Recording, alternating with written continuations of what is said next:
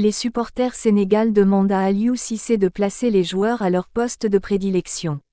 Entre Aliou Cissé et le public sénégalais, la tension commence à monter malgré la CAN 2022 gagnée au Cameroun. Les choix du technicien sénégalais sont de plus en plus décriés, de même que son coaching.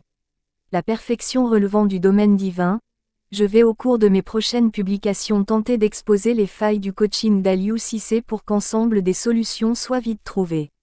Mais la première des choses à faire pour le sélectionneur sénégalais serait de faire jouer les joueurs à leur poste de prédilection.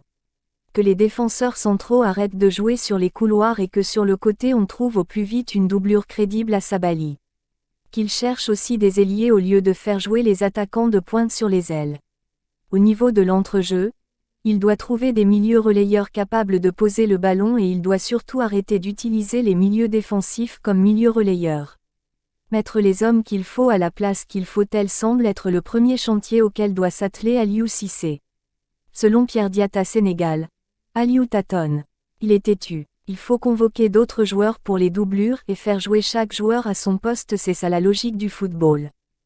Hassan Diouf Sénégal est du même avis lorsqu'il affirme que « Malheureusement nous avons un sélectionneur têtu qui ne sait pas comment utiliser les joueurs. Depuis qu'Aliou Cissé est à la tête de l'équipe nationale, il ne connaît pas ses 11 de départ, ni comment placer les joueurs à leur poste de prédilection. J'ai toujours dit que le problème de l'équipe nationale c'est Aliou Cissé, mais pas les joueurs. » Lamine Ndiaye Sénégal de confirmer en affirmant que l'équipe nationale du Sénégal se trouve face à un problème tactico-technique majeur. Elle manque cruellement d'un véritable fond de jeu et d'une stabilité dans sa composition. L'absence d'une équipe type bien définie se répercute négativement sur ses performances. De plus, il est regrettable que l'entraîneur n'ait jamais su exploiter le talent exceptionnel de Sadio Mané à son plein potentiel, limitant ainsi l'impact qu'il pourrait avoir sur l'équipe. Pour que le Sénégal puisse réaliser son potentiel et briller sur la scène internationale, il est impératif de résoudre ces problèmes tactico-techniques.